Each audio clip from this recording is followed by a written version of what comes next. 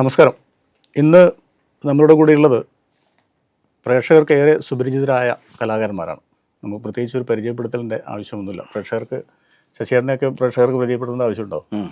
വർഷങ്ങളായിട്ട് ഈ കലാപ്രവർത്തനത്തിൽ ഏർപ്പെട്ടിരിക്കുന്ന ഒരു വ്യക്തി. ഇപ്പോൾ എങ്ങനെയാണ് കാര്യങ്ങൾ? ഇപ്പോൾ ഔദ്യോഗിക ജീവിതത്തിന് വിരമിച്ച് ഞാൻ മട്ടന്നൂർ കോപ്പറേറ്റീവ് റൂറൽ ബാങ്കിൽ മാനേജറായിട്ട് റിട്ടയർ ചെയ്തു. ഇപ്പോൾ ഞാൻ കണ്ണൂർ കഫേ ഇപ്പം വൈറലായിക്കൊണ്ടിരിക്കുന്ന ഒരു സംഭവം, ദൈവാനുഗ്രഹം. പിന്നെ അതിൻ്റെ അണിയറ പ്രവർത്തകര നമ്മുടെ അതിൻ്റെ ക്യാമറാമാനാണ് തരുൺ സുധാകർ. പിന്നെ അതിൻ്റെ ഒരു നട്ടല് എൻ്റെ സർവസ്വമാണ് രാമേട്ടനും അങ്ങനെ പ്രത്യേകിച്ച് പരിചയപ്പെടുത്തേണ്ടെന്ന് തോന്നുന്നു, എല്ലാവർക്കും അറിയുന്നതാണ്. ഈ ശശിയേട്ടനോളം എന്തായാലും അറിയില്ല. എങ്ങനെ എൻ്റെ പ്രായമുണ്ട് ശശിയേട്ടൻ്റെ കലാജീവിതത്തിൽ. തീർച്ചയായും പ്രായം പറയണം. അല്ല, ഇനി പറയേണ്ട കാര്യമില്ല, പറയാം. കാരണം പിന്നെ അത് കുറച്ചുകൂടി കഴിഞ്ഞാൽ ശശിയേട്ടൻ തന്നെ ഏകദേശം രാമൻ്റെ വയസ്സൊന്നും നമുക്ക് മനസ്സിലായല്ലോ. പക്ഷെ പെട്ടെന്ന് തോന്നൂല അതില്ലേ അത്ര പ്രായമുണ്ടെന്ന്. രാമേട്ടൻ ഈ നാടക പ്രവർത്തനവും കലാജീവിതമായിട്ട് കുറച്ച് വർഷമായിട്ട് സജീവമായിട്ടുള്ളതാണ്. കുറച്ചു കാലമായിട്ട് നാടകരംഗത്തായിരുന്നു കൂടുതൽ സജീവമായിട്ടുണ്ടായിരുന്നത്. പിന്നെ യാദൃശികമായിട്ടാണ് നമ്മളെ ഈ കണ്ണൂർ കഫേയിൽ എത്തുന്നത്. കണ്ണൂർ കഫേയിൽ എത്തിയതോടുകൂടി കുറച്ച് ആളുകൾ അറിയാൻ തുടങ്ങി. നാടകം ഇത്രയും കാലത്തെ നാടകാനുഭവം ഉണ്ടെങ്കിലും അതൊരു പരിമിതമായ ഏരിയക്കുള്ളിൽ ഒതുങ്ങിക്കൊണ്ടുള്ള ഒരു മുമ്പുള്ളതുപോലെ നാടകത്തിന് അത്ര വലിയൊരു പ്രാധാന്യം നഷ്ടപ്പെട്ടു പോകുന്ന അവസ്ഥ. അത് നാടകത്തിന്റെ പ്രാധാന്യം മാത്രമല്ല, ഞാനും അത്രേ അത്രേ സമീപിച്ചിട്ടുള്ളൂ, താല്പര്യം കാണിച്ചിട്ടുള്ളൂ. അതെ, അത്രേ താല്പര്യം ഉണ്ടായിരുന്നു. എന്നാലും ഇപ്പം പ്രേക്ഷകർക്ക് മനസ്സിലാവുന്നുണ്ടാവും ഈ കലാകാരന്റെ യഥാർത്ഥ ഒരു മുഖം. തീർച്ചയായും കോമഡി എന്നുള്ള രീതിയിൽ മാത്രമല്ലല്ലോ നമ്മൾ നിങ്ങൾ ചെയ്യുന്ന കണ്ണൂർ കഫേയിൽ അതിലും വ്യത്യസ്തമായ ഒരുപാട്. ഞാൻ ഇത്രയും കലാജീവിതത്തിലടക്ക് ഇപ്പോഴാണ് നമുക്ക് എവിടെയെങ്കിലും ഒരു സ്ഥലത്ത് പോയാൽ ഇന്ന ആളാണ് എവിടെയോ കണ്ടിട്ടുണ്ടല്ലോ. കണ്ണൂർ കഫേ ഒരുപാട് അനുഭവങ്ങളുണ്ട് നമുക്ക്, ഒരുപാട്. ഈ കെയർ ഓഫിൽ അന്ന് എനിക്ക് ഇപ്പോഴും ഒരു 4ഓളം സിനിമകൾ കിട്ടി. അതിപ്പോൾ ഓണത്തിന് റിലീസാകാൻ പോകുന്നു. അതൊക്കെ ഈ ഒറ്റ കണ്ണൂർ കഫേ എന്നുള്ള പേരിലാണ് ഒരു സംഭവമാണ്. നിങ്ങൾ ഈ കണ്ണൂർ കഫേന്റെ പിന്നണിയിൽ പ്രവർത്തിക്കുന്ന ഏറ്റവും പ്രധാനപ്പെട്ട ഒരു വ്യക്തി. പേര് തരുൺ സുധാകരൻ. തുടികളാണ് വീട്. ഓ, അത് ശരിയാണ്. രണ്ട് തരുണും ഒരേ മേഖലയിൽ വർക്ക് ചെയ്യുന്നു. അപ്പോ ഒരു തെറ്റിദ്ധാരണ ഉണ്ടാകാൻ സാധ്യതയുള്ളതുകൊണ്ട് ക്ലിയർ ആയിട്ട് കറക്റ്റ് എല്ലാ സ്ഥലത്തും ആ വേദിയിൽ പറയണല്ലേ. അപ്പൊ എങ്ങനെ ഇത്രയും ഇവരും മാത്രമല്ലല്ലോ, ഇഞ്ചോടിഞ്ച് പോരാട്ടമാണ് ശരിക്കും ഓരോ ഫ്രെയിമും. അപ്പൊ എങ്ങനെ ഇവര് ഡീൽ ചെയ്യുന്നത്? അത് പോരാട്ടം തന്നെ ശരിക്കും. കാരണം ഇവര് അടിക്കുന്ന കൗണ്ടറിന് നമ്മൾ ചിരിക്കാണ്ടിരിക്കണം എന്നുള്ളത് അതാണ് മെയിനായിട്ടുള്ള ഒരു വെല്ലുവിളി. തീർച്ചയായും. അപ്പോ അതൊരു വെല്ലുവിളി തന്നെയാണ്. കാരണം ഈ പുറകിലിരുന്ന് ചിരിച്ചാൽ നമുക്ക് അതിന്റെ ഫ്രെയിം ഔട്ട് ആവും. കിട്ടില്ല. പിന്നെ വെച്ചാൽ ഇവര് പറഞ്ഞ് കേറി പോകും, നമ്മൾ സ്റ്റോപ്പിനെടുത്ത് നമ്മൾ സ്റ്റോപ്പ് ചെയ്യുന്ന. ഇവര് പറഞ്ഞ് കാട് കയറി ചിലപ്പോ നമ്മളത് കേട്ട് ആസ്വദിച്ച് നിന്നു. നമുക്ക് വേണ്ടുന്ന കണ്ടന്റ് അത്രേ ഉണ്ടാവുള്ളൂ. പക്ഷെ ഇവര് പറഞ്ഞ് അങ്ങ് കാട് കയറി അങ്ങ് പോകുന്ന നമുക്ക് കട്ട് പറയാൻ തോന്നില്ല. കാരണം അത്ര രസത്തിലാണ് കൊണ്ടുപോകുന്നത്. ഇതിൽ പലതും കണ്ടു കഴിഞ്ഞാൽ നമുക്കത് മനസ്സിലാവുന്നുണ്ട്. പിന്നെ ഇതിന്റെ ഏറ്റവും വലിയ പ്ലസ് പോയിന്റ് എന്താ വെച്ചാൽ ഇതിന്റെ സംവിധായകനാണ് ഷിജിത്ത്. അദ്ദേഹത്തിന്റെ നാട് എവിടെയാ? അവര് ഇപ്പൊ താമസിക്കുന്നത് കുളശ്ശേരി അല്ലേ? കൊളശ്ശേരി. കണ്ണൂർ. പുള്ളി ഇൻഫോസിസിൽ വർക്ക് ചെയ്യാം. കൊളശ്ശേരിക്കാരനാണെന്ന് ശരിക്കും പറയാൻ കഴിയില്ല. ഈ നാട്ടുകാരൻ തന്നെയാണ്. കരവരവുറന്ന് സ്വന്തം നാട്.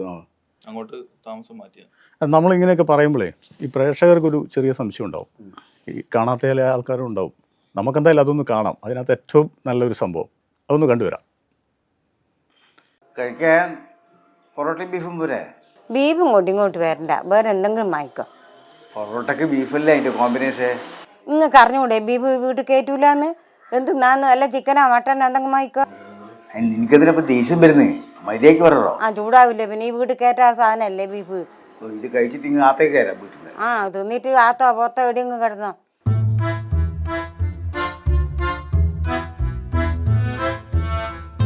എന്നാ നോക്കുന്നു, ബീഫിലായിട്ട് ഇറങ്ങുന്നില്ല അല്ലേ? എന്ത് രസമുണ്ട് മട്ടൻ കൂട്ടി തിന്നാ. ചള്ളു മട്ടനാ. ഞാൻ ഓനോട് പറഞ്ഞിട്ട് പ്രത്യേകം എടുത്തു വെച്ചതാ. സതീശ, 4 പൊറോട്ടയും ഒരു ബീഫും പാർസല്. നല്ല ടേസ്റ്റ് ഉണ്ട്. നല്ല. നമുക്ക് നാളെ ഇത് തന്നെ ആക്കിയാലോ? നാളെ ഇത് തന്നെ മതി. മട്ടനാണല്ലേ? അടിപൊളിയല്ലേ? അപ്പോൾ കണ്ടല്ലോ, പ്രത്യേകിച്ച് ഇനി ഞാനൊന്നും പറയാനില്ല. എങ്ങനെയാണ് ഈ കണ്ടന്റ് ഒപ്പിച്ചെടുത്തത്? ആരാണ് ഇതിൻ്റെ ഇതുപോലെ തന്നെയാണ് നിങ്ങളുടെ ഇപ്പോൾ കണ്ണൂർ കഫേ എന്ന് ഫേസ്ബുക്കിലോ യൂട്യൂബിലോ അടിച്ചു കഴിഞ്ഞാൽ ആൾക്കാർക്ക് കാണാൻ പറ്റും. അപ്പോൾ ഇത്രയും മില്യൺ ആൾക്കാർ കണ്ടു ആ സാധനം. കണ്ട ഒറ്റ ഒരാൾ ഒരു 2 മില്യണിലധികം ആൾക്കാർ കണ്ടിട്ടുണ്ട്. ആ തീർച്ചയായും. നമ്മളെ കണ്ണൂർ കഫേയുടെ കണ്ടന്റിന്റെ കാര്യത്തില് നമ്മൾ നേരത്തെ അങ്ങനെ ഒരു കണ്ടന്റിന് വേണ്ടി ഒരാള് അങ്ങനെ പ്രത്യേകിച്ചൊന്നുമില്ല. നമ്മൾ കൂട്ടായി ഇരുന്ന് ഒരു ചർച്ചയിൽ ഇങ്ങനെ വരും. അപ്പൊ ആ ചർച്ചയിൽ ഉരുത്തിരിഞ്ഞ് വരുന്ന ഒരു വിഷയം, സ്വാഭാവികം. പിന്നെ അതിനെ ബേസ് ചെയ്തിട്ട് നമ്മൾ ചെയ്യും. സ്ക്രിപ്റ്റ് എഴുതി തയ്യാറാക്കിയ ഒരു സ്ക്രിപ്റ്റ് നമുക്കില്ല. ഈ സംഭവത്തിൽ തന്നെ ഇപ്പം ബീഫ് വീട്ടിൽ കയറ്റില്ല, കഴിക്കില്ല എന്നുള്ള പറയുന്ന ആൾക്കാർ ഇപ്പം പഴയ സ്ത്രീകളൊക്കെ അങ്ങനെയാണ്. എന്തോ വീടുകളിലൊന്നും ഈ സാധനം ഉപയോഗിക്കാറില്ലല്ലോ. അപ്പോൾ അതെത്ര കറക്റ്റായിട്ട് ആ സാധനത്തിന് ഡൈവേർട്ട് ചെയ്ത് ശശിയേട്ടൻ്റെ കോൺട്രിബ്യൂഷൻ അതിനകത്ത് വളരെ നന്നായിട്ടുണ്ട്. അതുപോലെ തന്നെ തരുണും കണ്ടന്റ് എങ്ങനെയുണ്ടായത്? എനിക്ക് എന്റെ വൈഫ് ഹൗസ് എന്നുള്ളൊരു അനുഭവം. കുറെ കാര്യങ്ങൾ അനുഭവമാണ്.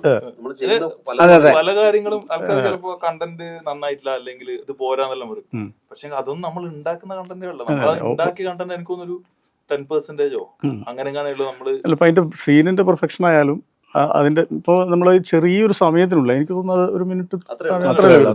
അപ്പൊ ആ സമയത്തേക്കും ഈ 1 മിനിറ്റിലൊക്കെ ഒരാളെ ഒന്ന് ചിരിപ്പിക്കാൻ 1 സെക്കൻഡ് മതിയാവും. പിന്നെ നമ്മുടെ വേറൊരു പ്രത്യേകത എന്ന് വെച്ചാൽ നമ്മൾ ചെയ്യുന്നത് മുഴുവൻ സാധാരണക്കാരുടെ ഇടയിൽ നടക്കുന്ന സംഭവമാണ്. അതാകുമ്പോൾ പെട്ടെന്ന് കയറാണ്. സാധാരണക്കാരാണ് നമ്മുടെ ആൾക്കാർ. തീർച്ചയായും അവരത് ഭയങ്കരമായിട്ട് എൻജോയ് ചെയ്യും. ഇതൊക്കെ അവരെന്ന് ആ ഹോട്ടലിൽ നിന്നൊക്കെ ഇത് കണ്ട് ശീലമുള്ളതാണ്. വീട്ടിലിത് അവസ്ഥയൊക്കെ ഭാര്യയ്ക്ക് ഇഷ്ടമല്ല, പക്ഷെ നമുക്ക് ഇഷ്ടമാണ്. ബീഫിനെ എതിർക്കുന്നുണ്ടെങ്കിലും യഥാർത്ഥത്തിൽ എന്തിനാണ് എതിർക്കുന്നത് അറിയാത്ത ഒരുപാട് ആളുകൾ. തീർച്ചയായും ബീഫ് കഴിക്കൂല, ഒറ്റയടിക്ക് പറയും ബീഫ് വീട്ടിൽ കയറ്റാൻ പറ്റില്ല, ബീഫ് കഴിക്കൂല എന്ന് പറയും. പക്ഷെ എന്തുകൊണ്ട് ചോദിച്ചാൽ അതിന് ഉത്തരവില്ല. അങ്ങനെയൊന്നും, അതുകൊണ്ട് ഞാനും അങ്ങനെയാണ്. അതിനിപ്പം അതിന് ശാസ്ത്രീയമായിട്ട് ഇത് വേണ്ടാന്ന് നോക്കുന്നവരുണ്ട്. ഈ റെഡ് മീറ്റ് ആയതുകൊണ്ട് അതിന് അതൊന്നുമല്ല.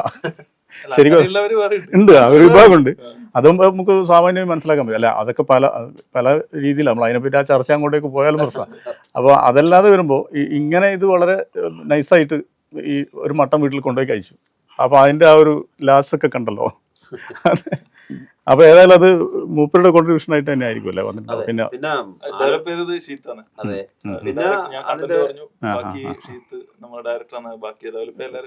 എല്ലാവരും കൂടി.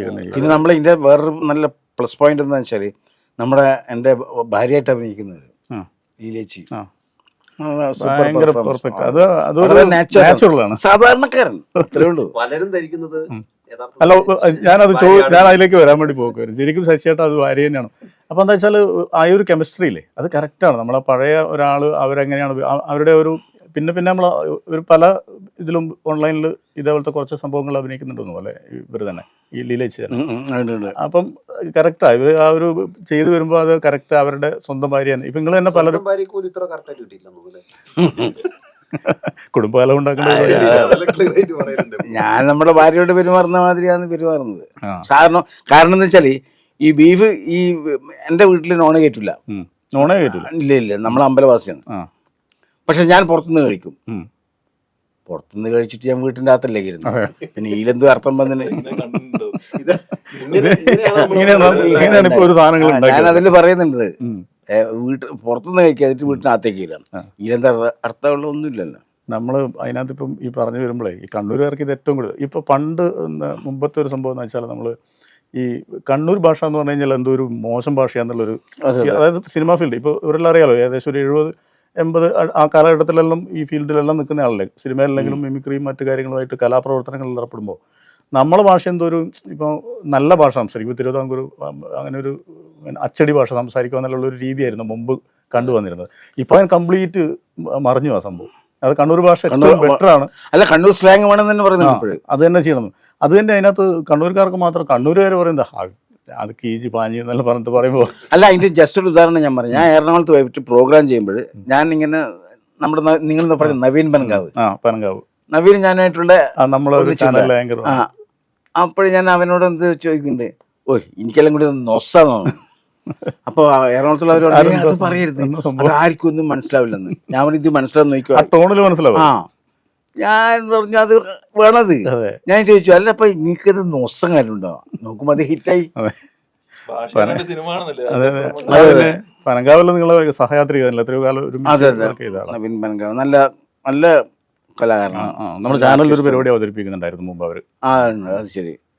അപ്പം ആ സ്ലാങ്ങിൻ്റെ കാര്യം പറഞ്ഞു. അത് ഒരുപക്ഷെ ഇത് ക്ലിക്കാവാനുള്ള ഒരു കാരണം കണ്ണൂർ ഭാഷയും കൂടി ആയിരിക്കും നിങ്ങളെ ഈ കണ്ണൂർ കഫേ. പിന്നെ അത് മാത്രമല്ല, ഈ കള്ളത്തരം ഇത്ര കൃത്യമായിട്ട് ഫലിപ്പിക്കാൻ ശശിയേട്ടനോട് മറ്റൊരു കഴിയില്ല.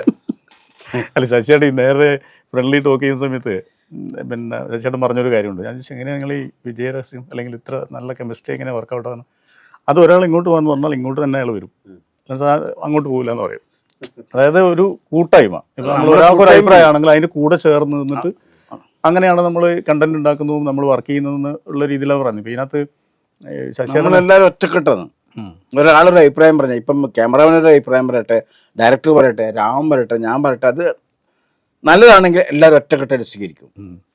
അതാണ് നമ്മൾ ഇത്രയും നാളുള്ള വിജയം. അത് പറയുമ്പോൾ തന്നെയല്ലേ എല്ലാ രാമ അതിന് ഒരു ടോൺ ഉണ്ടല്ലേ, ഒരു സാധനം എന്താണ് രാമ, അങ്ങനെയുണ്ട്. ആ ഉള്ളിൽ വരണം. എന്താണ് രാമ. അത് ഒരു എന്തെങ്കിലും ഒരു ചെറിയ സാധനം മുമ്പ് ചെയ്ത ഒരു സംഭവം ചെയ്ത് നോക്കിയാൽ നിങ്ങൾ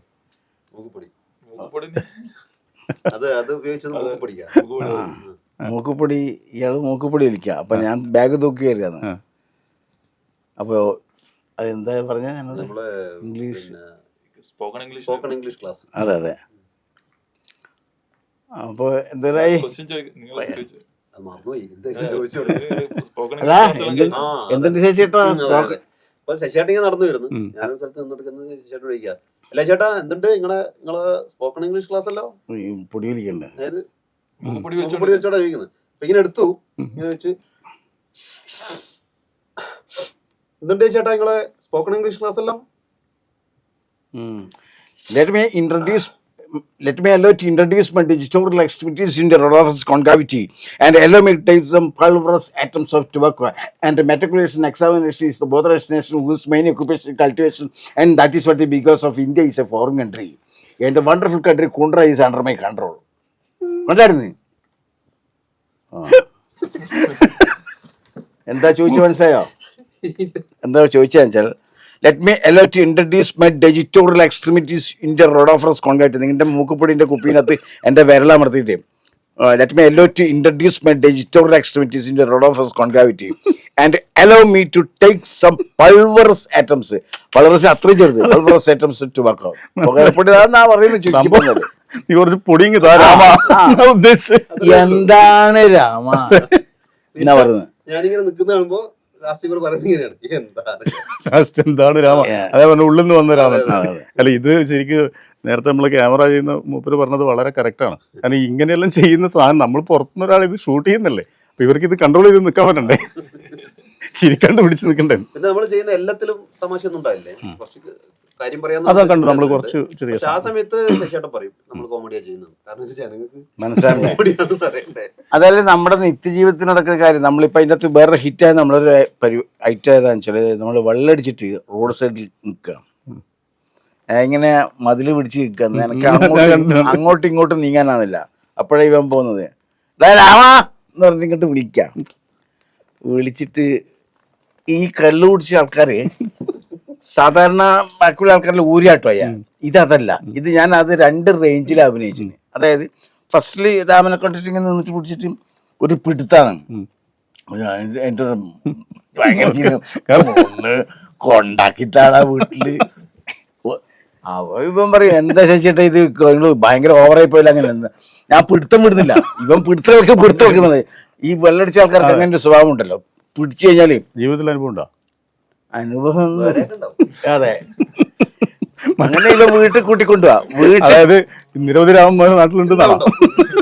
അത്രക്ക് പോണ്ട. വീട്ടിൽ കൂട്ടിക്കൊണ്ടുപോയിട്ട് അവിടെ എത്തുമ്പോഴത്തേക്ക് എൻ്റെ ആദ്യത്തെ റേഞ്ചിൽ നിന്നും ഔട്ടായി. ഞാൻ കൂടുതലായി ഓവറായി നടന്നു. ആ ഇതില് ഓവറായി. പിന്നെ മുണ്ടിന്റെ ഉടുത്തത്തിന്റെ സ്റ്റൈൽ അത് നിങ്ങൾക്ക് കണ്ടറിയാം. പിന്നെ ഭാര്യ ഇവൻ എന്നെ കൊണ്ടാക്കിയത് രാമൻ. ഭാര്യനെ വിളിച്ചിട്ട് പറയുമെന്ന്. അന്നേരം ഭാര്യ എന്നിട്ട് പറഞ്ഞ വഴിക്കുന്ന എന്താ പറയുന്നത്, വഴിക്കുന്ന നീയാണ് ഇതിനെല്ലാം. അല്ല, ഇങ്ങനെ ഇത് ശരിക്ക് ഈ നാട്ടുപുറത്ത് സ്ഥിരമായി നടക്കുന്ന ഒരു സംഭവം. കാരണം ആരെങ്കിലും ഒരു ഹെൽപ്പ് ചെയ്യാൻ വേണ്ടി പോയതായിരിക്കും. പക്ഷെ ഈ വീട്ടുകാരെ കംപ്ലീറ്റ് വിചാരിച്ചു. അല്ല, ഞാൻ ഇവനെ പറഞ്ഞു, ഞാൻ ഇപ്പൊ ചെയ്ത മോശമായി പോരാമോ എന്തെന്ന്. ഇത് നമ്മൾ ഇത്ര ഇത് പറഞ്ഞല്ലേ, നമുക്ക് ഒന്ന് ജസ്റ്റ് അതൊന്ന് കണ്ടിട്ട് വരാം. രാമ വാടാ. എന്നാ ചേട്ടാ ഇത് കഥ ഒന്ന് കൊണ്ടാക്കിട്ടാടാ വീട്ടില്. ആവശ്യത്തിന് കുടിച്ചാ പോരാനാ, എനിക്ക് അത്യാവശ്യത്തിന് പോവാ എന്റെ വീട്. ഒന്ന് കൊണ്ടാക്കിട്ടാണ്. കൈവിട് നിങ്ങള്, കൈവിട് ചേട്ടാ, ഞാൻ കൊണ്ടായി തരാന്ന്. വാ പാടുന്നു അടേ ഇരിക്കാണ് മര്യാദ കൊടുക്ക്. അയ്യോ ഞാനെടുത്ത് ശശിയേട്ടൻ ഇന്ന് ലേശം ഓവറായി പോയി. നീ ഒറ്റ കാരണം ചേട്ടൻ കുട്ടിട്ട് ഓവറാകുന്നു. ആ നീ തന്നെയാ കാരണം. ഇന്നലെ കുട്ടിക്കാൻ നിക്കണ നീ ദിവസം ഇതിനല്ലേ പണി. ആടെ ബൈക്ക് കണ്ടേ ഞാൻ. ആ ബൈക്ക് കണ്ടായിട്ട് കുടിപ്പിച്ച് വീട്ടായിട്ട് ബൈക്ക് കണ്ടു. അങ്ങനെ പറഞ്ഞാ മതിയല്ല. ശശിയേട്ടാ നിങ്ങൾ കേൾക്കുന്നുണ്ടോ ഇത്? ഞാൻ ഇതിന് അത് വളരെ മോശമായി പോയി രാമ ഇത് ചെയ്തത്. പിന്നെ ഇതില് നമ്മള് ഭാര്യയാണെന്ന് പറഞ്ഞല്ലോ. ലീലേച്ചി ശരിക്കും നമ്മുടെ കൂട്ടത്തിൽ തന്നെയുള്ള ബിജുട്ടന്റെ അമ്മയാണ് കേട്ടോ. ഓ ശരി. ആ ബിജുട്ടൻ എന്ന് പറഞ്ഞ മൂപ്പര് നല്ല അവന് സ്വന്തമായിട്ട് വേറൊരു ഇതുണ്ട്, കണ്ണൂർ കഫേമാരി തന്നെ കൂമ്പാളം മീഡിയ. കുടുംബം മാത്രം. അതുകൊണ്ട് ഈ ലീലേശിനെ പല ഫ്രെയിമിലും വേറെ കണ്ടിട്ടുണ്ട് ഓൺലൈനിൽ. ബിജുട്ടനും ഭാര്യയും കുട്ടിയും ലീലേച്ചി ഉൾപ്പെടുന്ന അവര് തന്നെ ചെയ്യുന്ന സാധനങ്ങളുണ്ടല്ലേ.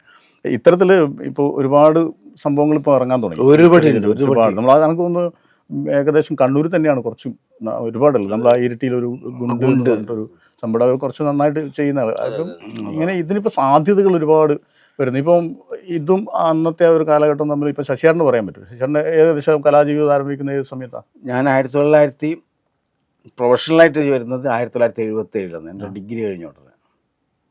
അപ്പം അന്ന് മോണോ ആക്ട് മിമിക്രി അല്ല, മിമിക്രി ആലപ്പി അഷ്റഫ് നമ്മളൊക്കെ ഞാനും പിന്നെ എൻ്റെ ഒരു സുഹൃത്ത് ഒരു പട്ടറുണ്ട് KS രാജ്. നമ്മളൊരു ടീമായി ഡബോണയർ 6 എന്ന് പറഞ്ഞിട്ട് 6 ആൾക്കാർ. അതിൽ ഒരാൾ മ്യൂസിഷ്യൻ, ബാക്കി നമ്മൾ 5 ആൾക്കാർ. ഒരുപാട് പ്രോഗ്രാം ചെയ്തു. മിമിക്സ് പെരേഡ് അന്നത്തെ മിമിക്സ് പരേഡ് അല്ലേ? അബിയും ദിലീപും അവരൊക്കെ ചെയ്യുന്ന കാലഘട്ടത്തിൽ സിദ്ദിഖ്ലാൽ നമ്മൾ ചെയ്തു. പക്ഷെ നമ്മൾ ഈ തുറന്നു പറയാം, നമ്മൾ ഈ വടക്കം വരാതിൻ്റെ ആരും നമ്മളെ മൈൻഡ് ആക്കിയില്ല. സത്യം അത് എൻ്റെ അനുഭവം അത്. അല്ല അത് ആ സമയത്ത് അങ്ങനെയാണ്. നമുക്ക് പിന്നെ ഈ TV ഷോ ഇതെല്ലാം വന്നപ്പോൾ അതെല്ലാം അങ്ങേ ഭാഗത്താണ്, നമുക്ക് ഈ ഭാഗത്തൊന്നും ഇല്ലല്ലോ. അതുകൊണ്ട് നമ്മളെ സ്ലാങ് പോലും അംഗീകരിക്കപ്പെട്ടില്ല. പിന്നെ കേരളത്തിൽ സ്റ്റേറ്റ് ലെവലിൽ മോണോ ആക്ടിങ്ങിൽ 3 പ്രാവശ്യം എനിക്ക് ഫസ്റ്റ് കിട്ടിയിട്ടുണ്ട്. പിന്നെ ഇപ്പോഴും ഞാൻ ലേറ്റസ്റ്റ് ആയിട്ട് എനിക്ക് കലാഭവമണി അവാർഡ് കിട്ടി. അതിപ്പം 2 തവണ സമഗ്ര 2 പിന്നെ 2022 അങ്ങനെ അത് മിമിക്രിയിലുള്ള സമഗ്ര സംഭവം. പക്ഷെ ഇത്രയായിട്ടും നമ്മൾ നല്ല അറിയപ്പെടുന്നത് കണ്ണൂർ കഫേ. ശശിയേട്ടൻ്റെ ഏറ്റവും മാസ്റ്റർ പീസ് നമ്മളെ മറ്റേ ചാപ്ലിൻ, നിങ്ങളെ പേരിന്റെ മുമ്പിലുള്ള സംഭവം അല്ലെ? Charlie Chaplin. അതൊരു ഭയങ്കര സംഭവമല്ല. ആ ഇമിറ്റേഷൻ ശരിക്കും ബോഡി ആയി കഴിഞ്ഞാലും എല്ലാം ഈസ്റ്റ് ആഫ്രിക്കയിലൊക്കെ പോയി ചെയ്തു. അതൊക്കെ നല്ല അഭിപ്രായമായിരുന്നു ചാപ്ലിൻ. നമുക്ക് വരുന്ന കമന്റുകളിൽ കൂടുതലും ശശിയേട്ടനെ താരതമ്യം ചെയ്യുന്ന ചാപ്ലിനെ പോലെ ഉണ്ടല്ലോ. അല്ല നിങ്ങൾ അങ്ങനെ അറിയപ്പെടുന്നുണ്ടെന്നു അല്ലേ? ശരിക്കും അങ്ങനെ കുറെ നമ്മുടെ ട്രൂപ്പ് ഉണ്ടായിരുന്നല്ലോ ചാപ്ലിൻ. ഒരു സമയത്ത് രാമേട്ടനാലും അതിനകത്ത് പങ്കെടുത്തിട്ടുണ്ടാവില്ല. അല്ലാതെ ഞാനും നേരിട്ട് അന്ന് നമ്മൾ ഏകദേശം ചെറിയ ടൈമിൽ പോയി കണ്ടതാണ്. അപ്പം ഞാനത് ശശിയേട്ടനോട് പറഞ്ഞു, പുല്ലിയോട് ഉത്സവത്തിൻ്റെ സമയത്താണ് തോന്നുന്നത് ഇവരെ ഒരു ട്രൂപ്പിൻ്റെ എല്ലാവരും ഒന്നിനൊന്ന് മെച്ചമായിട്ട് ഒരു ശരിക്കും ഒരു ടീം വർക്ക് തന്നെയാണ്. അതായത് ഒന്ന് ശിവദാസ് മട്ടനോട് നമ്മളൊരു കൗണ്ടർ പഠിച്ചാൽ അതിന്റെ ഡബിൾ കൗണ്ടർ ഓൺ ഇങ്ങോട്ട് അടിച്ചു നമ്മൾ. അതപ്പം തന്നെ നമ്മൾ തന്നെ ചിരിച്ചു കിടക്കും, പ്രതീക്ഷിക്കാത്ത സാധനങ്ങൾ. പിന്നെ ഇത് സ്റ്റേജിലല്ലേ കോമഡി ആയതല്ലേ. പക്ഷെ അതിന്റെ ആ ഒരു ഡിഫക്റ്റ് എനിക്ക് ഈ കണ്ണൂർ കഫേയിൽ അഭിനയിക്കുമ്പം ഉണ്ടായിരുന്നു.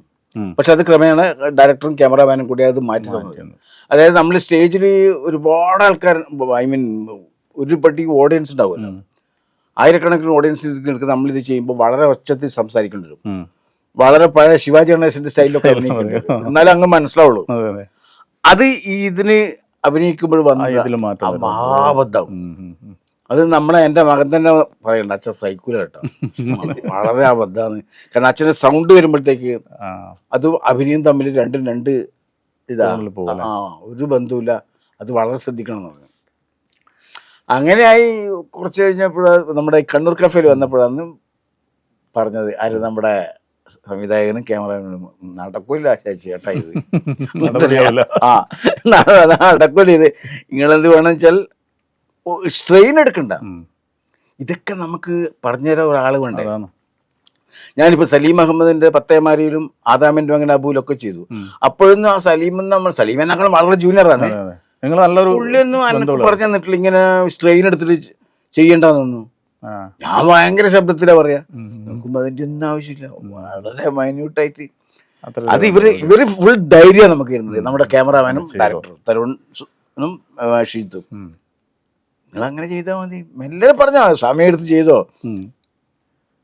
അപ്പോഴാണ് മനസ്സിലായത്. ഇപ്പോഴ് എന്തോ ദൈവാനുഗ്രഹം കൊണ്ട് അതിന്റെ ഒരു മോഡുലേഷൻ കറക്റ്റായി അത് ഇവരാക്കിയെടുത്തത്. അതിലും ടെക്നിക്കൽ പ്രശ്നം ഉണ്ടാവുമല്ലേ, നമ്മൾ ഒരുപാട് ഓഡിയോ വരുമ്പോൾ ഇവർ ഈ ഷുവർ മൈക്കിലോ അല്ലെങ്കിൽ മൈക്കിലോ നിന്നിട്ട് പറയുന്നില്ല. അപ്പോൾ അതിൻ്റെ ഒരു സ്റ്റൈലിലേക്ക് ഈ സാധനത്തിന് വരുമല്ലോ. അപ്പോൾ അതൊരു പ്രശ്നം. ജീവിതത്തിൽ ഈ കലാജീവിതത്തിൽ മറക്കാൻ പറ്റാത്തൊരു അനുഭവം പങ്കുവെക്കാൻ പറ്റും. എൻ്റെ ജീവിതത്തിൽ ഏറ്റവും വലിയ ഒരു ഭാഗ്യം കിട്ടിയത് നമ്മുടെ പഴയ ഒരു മജീഷ്യൻ ഉണ്ട്, പ്രൊഫസർ വാഴക്കുന്നം നമ്പൂതിരി. കേട്ടിട്ടുണ്ടോ? വാഴക്കുന്നം നമ്പൂതിരി ഉണ്ട്. മുമ്പ് ഇല്ല അയാള് അത് 77-78 കാലഘട്ടങ്ങളിൽ ഞാൻ അങ്ങേരുടെ കൂടെ പ്രോഗ്രാം ചെയ്യാനുള്ള ഭാഗ്യം ഉണ്ടായിട്ടുണ്ട്. അതൊരു മഹാഭാഗ്യം തന്നെയാണ് അയാളുടെ കൂടെ. പിന്നെ എനിക്ക് ഉള്ള ഏറ്റവും വലിയ നേട്ടം എന്ന് വെച്ചാൽ എനിക്ക് കേരള ആഫ്രിക്ക, എനിക്ക് ഈസ്റ്റ് ആഫ്രിക്ക, നൈജീരിയയിൽ പോകാനും പറ്റി. പിന്നെ കുറേ മറ്റേ യു എയിൽ പോയി, അങ്ങനെ പല ഖത്തർ, പിന്നെ ഇന്ത്യയിൽ ഒട്ടുമുക്കാൽ സ്റ്റേറ്റിലും ഞാനന്ന് മാപ്പിളപ്പാട്ടായിരുന്നു. അതെല്ലാം അതുപോലെ ഈ സലീം അഹമ്മദ് നല്ലൊരു ബന്ധം ഉണ്ടല്ലോ മുമ്പ്. പുള്ളി എൻ്റെ അയൽവാസിയാണ്, ഏറ്റവും നല്ല ബന്ധമാണ്. പുള്ളിയുടെ കുഞ്ഞനന്ദൻ്റെ കട വഴിയൊക്കെ സിനിമകളിലെ. ശരി, ഇപ്പം പുതിയ ചെയ്യുന്ന 2 സിനിമ ഇനി ഓണത്തിന് വരാനുണ്ട്. ഞാനിപ്പോൾ ചെയ്തത് ഒന്ന് അൻപോട് കൺമണി, അയാളെ പേര് ഷിജു തോമസ്, അത് അർജുന അശോകൻ്റെ കൂടെ. മറ്റൊന്ന് സംശയം, പിന്നെ ഇയാള് വിനയ് ഫോർട്ട്, വിനയ് ഫോർട്ടിന്റെ ഭാര്യയുടെ അച്ഛനായിട്ട്. അത് നല്ലൊരു വേഷം. കുഞ്ഞേഷ് മാഷുണ്ട് നമ്മളെ. മാഷ് ഉണ്ടല്ലേ? മാഷുണ്ട്. മാഷല്ല ഒരൊറ്റ വേഷത്തിൽ ഒന്ന് അതിൽ ഓരോ യോഗാണ്, പിന്നെ പ്രതീക്ഷിക്കാണ്ടാണ് അവർക്ക് വരുന്നത്. അതുപോലെ നമ്മളെ ഈ ശിവദാസ് കണ്ണൂർ എന്ന് പറഞ്ഞ ആള് മൂപ്പരോട് ഉറക്കം തൂങ്ങി കിടക്കൽ വീഴുവാന്നറിയില്ലേ, അതേമാതിരിയാണ്. അല്ല, ഇവർക്കെല്ലാം വെച്ചാൽ ഒരു ശൈലിയുണ്ട്. ആ ശൈലി ആൾക്കാർ ഇഷ്ടപ്പെടുന്നോണ്ട് അത് ഹിറ്റായി പോകുന്നത്. നമ്മൾ ആ സൈഡിലുള്ള വടക്കോട്ടുള്ള സാധനം കണ്ട് കണ്ട് മടുക്കും. ഇങ്ങോട്ടുള്ള സാധനം കാണുമ്പോൾ ആൾക്കാർ അത് ഇഷ്ടപ്പെടുന്നു. അവര് ഉറക്കം തൂങ്ങി കിടക്കൽ ശശിയുടെ പറഞ്ഞ ഒരു നല്ലൊരു സാധനമാണ്. ശിവദാസിനോട് ചോദിച്ചു അല്ല പിന്നെ എനിക്ക് നൊസുണ്ടോ എന്ന് ചോദിച്ചാൽ എന്ന് പറഞ്ഞു കഴിഞ്ഞാല് ശരിക്കും നമുക്ക് തീരെ നമ്മളെ ഏറ്റവും ഉള്ളിലോട്ട് ജീവിക്കുന്ന ആൾക്കാർക്ക് മാത്രം മനസ്സിലാകുന്ന ഒരു ഭാഷയാണ്. പക്ഷെ എന്നാൽ ആ സംസാരിക്കുന്നത് അതാണ്, എന്തോ ആണ് ആൾക്കാർക്ക് മനസ്സിലാവും. അതൊരു വലിയ സംഭവം അല്ലേ. പിന്നെ നിങ്ങളൊരു ചാപ്ലിൻസ് ഇന്ത്യ എന്ന് പറഞ്ഞൊരു ട്രൂപ്പ് ഉണ്ടാക്കിയത് സലീം അഹമ്മദ്. അത് സലീം അഹമ്മദ് അവരൊക്കെ കൂടി. ഞാൻ പിന്നീട് അതിന്റെ കാണുന്നത്, ഞാൻ കോഴിക്കോടായിരുന്നു, ഞാൻ പഠിച്ചത് കോഴിക്കോട്. അപ്പൊ അതിനകത്ത് ഏതൊരു ഷോ ചെയ്തിട്ട് മമ്മൂട്ടി വന്നിട്ട് അത് നമ്മുടെ KS പ്രസാദിന്റെ കോമഡി മിംസും പിന്നെ ഞാൻ അതിന്റെ 100ാം എപ്പിസോഡിന് നമ്മൾ ചെയ്തത്. അത് മമ്മൂട്ടി അത് ഭയങ്കര വടക്കുന്ന് വന്ന് കണ്ണൂരിന്ന് വന്ന് ചാപ്ലിൻസ് ഗ്രൂപ്പ് എന്ന് പറഞ്ഞാൽ അത് നല്ല നല്ല അഭിപ്രായം കിട്ടി. അപ്പൊ അന്നും ഈ ചാപ്ലിൻസിനെ അതിനകത്ത് അവതരിപ്പിച്ചു അല്ലേ? താരങ്ങളില്ലാത്ത താരനിശ. അതായത് താരനിശയിൽ കംപ്ലീറ്റ് ഡൂപ്പുകളാണ് എല്ലാവരും. ഇമിറ്റേഷൻ. അത് ചാപ്ലിനുണ്ട്, പിന്നെ മൻമോഹൻ സിംഗ്, വലിയ വലിയ നടന്മാരൊക്കെ ഉണ്ട്. അത് അന്നേരത്തെ ആ ഒരു മിമിക്സ് പരേഡ് എന്ന് പറഞ്ഞ ആ ഒരു സംഭവത്തിൽ വരുന്ന സ്കിറ്റായിരിക്കും അല്ലേ? സ്കിറ്റായിരുന്നു. അത് നല്ല അഭിപ്രായം കിട്ടി. അതിനുശേഷം നമ്മുടെ ഇതിൽ തന്നെ നമ്മുടെ ഇതും ചെയ്ത് ഷാപ്പിൻസിൻ്റെ പരിപാടി അതിലത് മമ്മൂട്ടി എടുത്തു വരുന്നല്ലേ. ഇപ്പം നിങ്ങൾ തന്നെ നേരത്തെ ചെയ്തു, ഇപ്പം ഫിലിമിലെല്ലാം വർക്ക് ചെയ്യുന്നുണ്ടോ? കുറച്ച് പ്രൊഫഷണലായിട്ട് പിന്നെ ചെയ്തതാണ്. എങ്ങനെയാണ് ഇനി നിങ്ങൾ ഒരു പ്രതീക്ഷ ഈ കണ്ണൂർ കഫേൻ്റെ ഒപ്പം ഒരു ഫിലിം ചെയ്യുന്ന? നമ്മള് ചെയ്തിട്ടുണ്ട്, ഷൂട്ട് കഴിഞ്ഞിട്ടുണ്ട്, ഇപ്പൊ നടന്നുകൊണ്ടിരിക്കുന്നുണ്ട്. അപ്പോ അത് കഴിഞ്ഞാല് ഞാനിപ്പോ അതിന് മുന്നേ ഒരു 2 സിനിമ വർക്ക് ചെയ്തു. ഇപ്പൊ ആദ്യത്തെ ഒരു അച്യുതന്റെ അവസാന ശ്വാസം എന്ന് പറഞ്ഞൊരു സിനിമ, അത് ചെറിയ സിനിമയായിരുന്നു, അത് തിയേറ്ററിൽ റിലീസ് ചെയ്തു. പിന്നെ ചെറിയ സിനിമ ആയതുകൊണ്ട് തന്നെ ആൾക്കാർ കാണാനുണ്ട്. പിന്നെ രണ്ടാമതേത് കണ്ണാടി പറമ്പിലെ കല്യാണാലോചന പറഞ്ഞൊരു സിനിമ, അതിപ്പോ യൂട്യൂബിൽ ഇപ്പം വൈറലാണ്. ഇപ്പം റീസെന്റ് ചെയ്ത ഒരു 2 ആഴ്ച ആവുന്നേ ഇപ്പൊ ഏകദേശം ഒരു 12 ലക്ഷം പേര് കണ്ടു. അതിനകത്ത് രാമേട്ടൻ അഭിനയിച്ചിട്ടുണ്ട് അതിനകത്ത്. അത് കണ്ണൂർ കഫേക്ക് മുന്നേ ചെയ്ത സിനിമയാണ്. അല്ല മൂപ്പര ഈ വിനയം പോലെയൊന്നുമല്ല ആള്. അപ്പൊ ഇനി എന്താ അംബിഷൻ? സിനിമാറ്റോഗ്രാഫർ. ഞാൻ ആനിമേഷനിൽ വർക്ക് ചെയ്യായിരുന്നു. അപ്പോൾ ഒരു 4 വർഷം ആനിമേഷനിലായിരുന്നു ബാംഗ്ലൂർ. അത് കഴിഞ്ഞ് അവിടുന്ന് ഷോർട്ട് ഫിലിം എല്ലാം ചെയ്തപ്പോൾ പിന്നെ ഇതല്ല മേഖല എന്ന് തോന്നി തിരിച്ച് നാട്ടിലേക്ക് പറ്റിയ പണി ഇതല്ലല്ലോ. പിന്നെ കുറെ പരസ്യ ചിത്രങ്ങൾ ചെയ്തിട്ടുണ്ട്. അല്ല അത് ഇവരുടെ ഇപ്പം പ്രേക്ഷകർക്ക് ഇത് കാണുമ്പോൾ പറയാം ഇവര് ഫ്രെയിമും അതെ. അതിന്റെ ഒരു ക്യാമറമാൻ എന്ന് പറയുമ്പോൾ അതിങ്ങനെ വെറും ഒപ്പിയെടുക്കൽ മാത്രമല്ലല്ലോ, അതിനകത്ത് കുറച്ച് സംഭവങ്ങൾ കാണുമല്ലേ. ഏതായാലും അതൊരു ഭയങ്കര സംഭവം. നിങ്ങളെ നമ്മളൊരു പ്ലസ് പോയിന്റ് ആണ് ക്യാമറമാൻ. നിങ്ങളിപ്പോൾ പറഞ്ഞൊരു കാര്യമുണ്ടല്ലോ, അതായത് കാണുന്ന പോലെയല്ല പുലിയാന്ന് പറഞ്ഞല്ലോ. ഈ കണ്ണൂർ കഫേൻ്റെ ഒരു പ്രത്യേകത ഇതാണ്, ഓരോരുത്തരും അവരെ മേഖലയിൽ അവരെ പ്രാഗൽഭ്യം തെളിയിച്ചവരാണെങ്കിൽ കൂടിയും നമ്മളൊരു ടീം വർക്കായിട്ട് വരുന്ന സമയത്ത് ഞാൻ ആരും അല്ല, ഒരു അത്രയും ഒരു പരസ്പരം ബഹുമാനിച്ചുകൊണ്ട് അങ്ങനെയാണ് ഇന്ന് വരെ. നമ്മളിപ്പോൾ നമ്മൾ കണ്ണൂർ കഫേ യൂട്യൂബിൽ വന്നു തുടങ്ങിയിട്ട് 1 വർഷം കഴിഞ്ഞു. ഇതിനിടയിൽ ഒരു തവണ പോലും എന്തെങ്കിലും ഒരു കാര്യത്തിൻ്റെ പേരിൽ ഒരു അപസ്വരം ഉണ്ടാകുന്ന ഒരു സാഹചര്യം ഉണ്ടായിട്ടില്ല. അത് എല്ലാവരും നമ്മുടെ ടീം ഇത് നിങ്ങള് പ്രായമുണ്ട് ഇവരുടെ കലാജീവിതത്തിന് സത്യം അത്രയും സീനിയർ ആയിട്ടുള്ള ഒരു വ്യക്തിയെ സംബന്ധിച്ചിട്ട് പിന്നെ എന്തെങ്കിലും ഒരു അങ്ങോട്ടും ഇങ്ങോട്ടും ഒരു ഇഷ്ടപ്പെടായി വരേണ്ട ഒരു ചാൻസ് ചിലപ്പോ. പക്ഷെ ഇതെല്ലാം കൂട്ടിയോജിപ്പിക്കുന്ന ഈ ശശിയേട്ടൻ തന്നെ ഇത്രയും നമ്മളെല്ലാവരെക്കാളും പ്രായമുള്ള ആള്, അനുഭവമുള്ള ആള്, പക്ഷെ എല്ലാ കാര്യത്തിലും ചെറിയ കുട്ടികളെ പോലെ ഇങ്ങനെ കൂടെ നടക്കാന്ന്. അതല്ല നമുക്ക് ആ ഓരോ സീനിന്റെയും ഇത് മനസ്സിലാകുന്നുണ്ടല്ലോ. പിന്നെ നമ്മുടെ ഒരു എഫേർട്ട് ശശിയുടെ കാര്യം പറഞ്ഞപ്പോൾ ഓർമ്മ വന്നു. ശശി നമ്മളെന്തായിരുന്നു അതിന്റെ ശശി എന്ന് പറഞ്ഞൊരു എപ്പിസോഡ് യൂട്യൂബ്. അപ്പൊ അതിൻ്റെ അകത്ത് ലാസ്റ്റിൽ ഇവരിട്ട എഫേർട്ട്, ഞാൻ ക്യാമറ കൊണ്ടൊരു നിന്ന സ്ഥലത്ത്, കാരണം അവിടെ നനങ്ങാൻ കഴിയില്ല, മുട്ടിന്റെ അടുത്ത് വരെ ചളിയാ, എന്റെ ഹൈറ്റില് മുട്ടിന്റെ അടുത്ത്. അപ്പൊ ഇവർക്ക് എത്ര ഉണ്ടാവും ആലോചിച്ച് നോക്കിയാൽ ഇവരാ ചളിയിൽ കിടന്ന് മറിഞ്ഞ് നല്ല എഫേർട്ട് എടുത്തിട്ടുണ്ട് അതിനകത്ത്. രാമണ്ണല്ലാം അന്ന് ശ്വാസം മുട്ടലൊക്കെ ആയിരുന്നു പിറ്റേ ദിവസം ഫുള്ള്. എന്റെ ഒരു മേക്കിംഗ് വീഡിയോ നിങ്ങൾ എടുത്തിട്ടുണ്ട്, മേക്കിംഗ് വീഡിയോ ഉണ്ട്. ആ സീൻ ഒന്ന് കണ്ടിട്ട് വരാം ഏതായാലും, എന്നാലേ അത് പൂർണ്ണമാവും. ശശിയായിട്ട് എനിക്ക് ഇന്നാലും ലോട്ടറി തന്നില്ലേ? എടാ അടിച്ചടാ, അവര് പാടുന്ന പറഞ്ഞിട്ടല്ലേ ആടാ. പിന്നെ ശശിയായിട്ട് ഇപ്പൊ ടിക്കറ്റ് ചോദിക്കാൻ വരും, നീ കൊന്നൂട്ട കൊടുക്കറേ. മോനെ സതീശ, എന്റെ പറ്റ് മുഴുവൻ കൂട്ടിക്കളാ, നിന്റെ കടം മുഴുവൻ ഞാനിന്ന് തീർക്കാൻ പോവാ. കട ഇങ്ങനെയല്ല തീർക്കണ്ടേ രാമാ? പൊതുവെ എനിക്ക് കടം വെച്ചിരിക്കുന്ന സ്വഭാവമില്ല. ഓഹോ, പിന്നെ ലോട്ടറി ടിക്കറ്റ് അടക്കം ഇങ്ങനെയല്ല. കടയങ്ങൾ വെട്ടിക്കോ, ലോട്ടറി ടിക്കറ്റ് എടുക്കട്ടെ. അതെങ്ങനെയാപ്പ? ഇന്നലെ പൈസ ഇല്ലാത്തോണ്ട് ഞാൻ തന്നെയല്ലേ തൽക്കാലം വെക്കാൻ. കടം തീർത്ത് ആരെങ്കിലും തിരിച്ചു തരണ്ടേ? തന്നല്ലേ? പിന്നല്ലാണ്ട് എന്ത്? നീ എന്തിനാ സതീഷ് ഇങ്ങനെ വാശി പിടിക്കുന്നത്? അത് കൊടുത്തേക്കണം. അല്ല, ഒന്നും കാണാണ്ട് നിങ്ങളെ ടിക്കറ്റ് വെക്കില്ലാന്ന് നമുക്കറിയാം. നീ എന്തിനാ ഇടപെടുന്നത്? ഇത് ഇവര് തമ്മിലുള്ള പ്രശ്നം. അമ്മോ, തെറ്റ് ശരിയാടെ കിട്ടും സതീശ. നീ ആദ്യം ആ ടിക്കറ്റ് എടുക്ക്. ശശിയേട്ടാ, ഭീഷണി വേണ്ടപ്പ, അയാൾക്ക് നല്ലതല്ല. ലാസ്റ്റ് നിങ്ങൾ പോയിട്ട് നിങ്ങൾ വേണം. ഞാൻ എന്റെ പണി തരാൻ എടുക്കുന്നു. ടിക്കറ്റ് തന്നത് ഞാനാണെങ്കിൽ വാങ്ങാൻ എനിക്കറിയാം സതീശ. നീ ആധാർ കാർഡ് കോപ്പി എടുത്തില്ലേ? എല്ലായിടത്തും ബാങ്കിലെത്തിയിട്ട് നോക്കാം.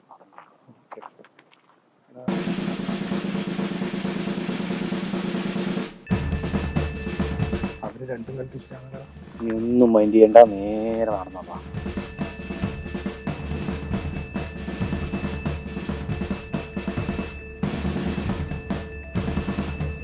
സതീശ, ടിക്കറ്റ് തന്നിട്ട് പോയാ മതി. ആ ടിക്കറ്റ് കൊടുക്കടാ, ആ ടിക്കറ്റ് എടുക്ക്. ചേട്ടാ മാറി ടിക്കറ്റ് എടുക്കടാ. ചേട്ടാ കൊടുക്കടാ.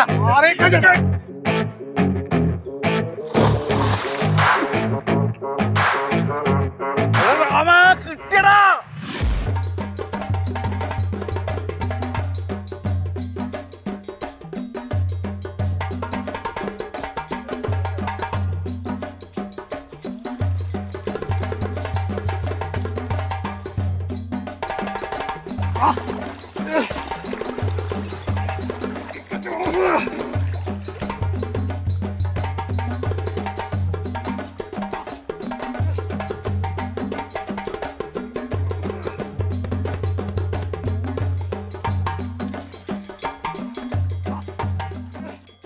ഇതെന്നല്ലേ ചേച്ചി മൊബൈൽ നോക്കിയിട്ട് ഇങ്ങനെ നിൽക്കുന്നത്? എന്നാലും സത്യ ഒരു നമ്പറിനല്ലേ 80 ലക്ഷം പോയേ. ആ ശശിയേട്ടനെ വിളിച്ചിട്ട് കിട്ടുന്നുമില്ല.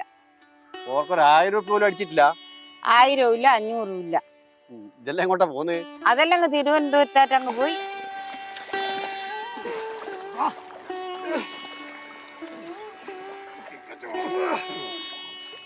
ഒരു തോട്ട് വരുന്നത് ഞാൻ നമുക്ക് ഒരു അടി എടുക്കാം. അപ്പോൾ നമ്മൾ ഇതല്ലേ കിടക്കുന്ന അടി വരട്ടെ.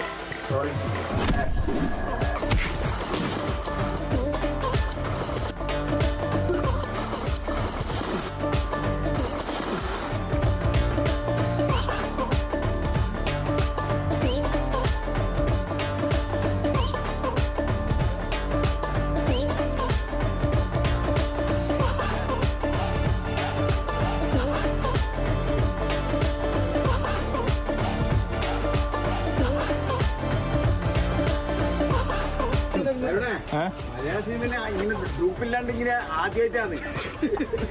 നല്ല സുഖാണ് ഇടുന്നത്. ഈശ്വര.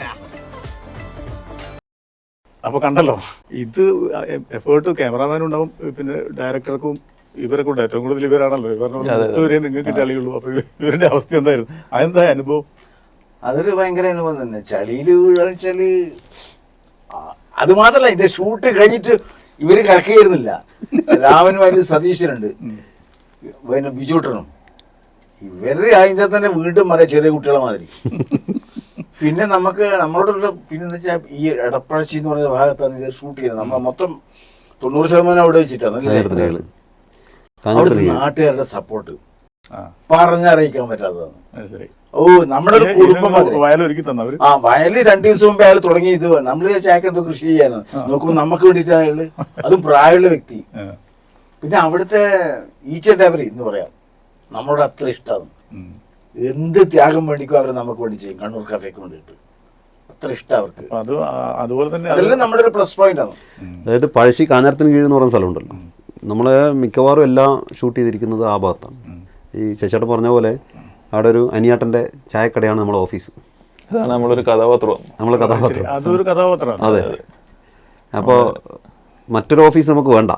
ആ ചായപ്പൊടിയും അതിൻ്റെ ബെഞ്ചും അവിടെ ഇരുന്നിട്ടാണ് നമ്മൾ കണ്ടന്റെല്ലാം ചർച്ച ചെയ്യുന്നതും മിക്കവാറും ഷൂട്ട് ചെയ്യുന്നതും അവിടെ വെച്ചിട്ടാണ്. അപ്പോൾ ആ പ്രദേശം അവിടെയുള്ള ഒരു വീട്ടിലിപ്പോൾ ഒരു കണ്ടന്റ് നമ്മൾ മുൻകൂട്ടി തീരുമാനിക്കുന്നില്ല.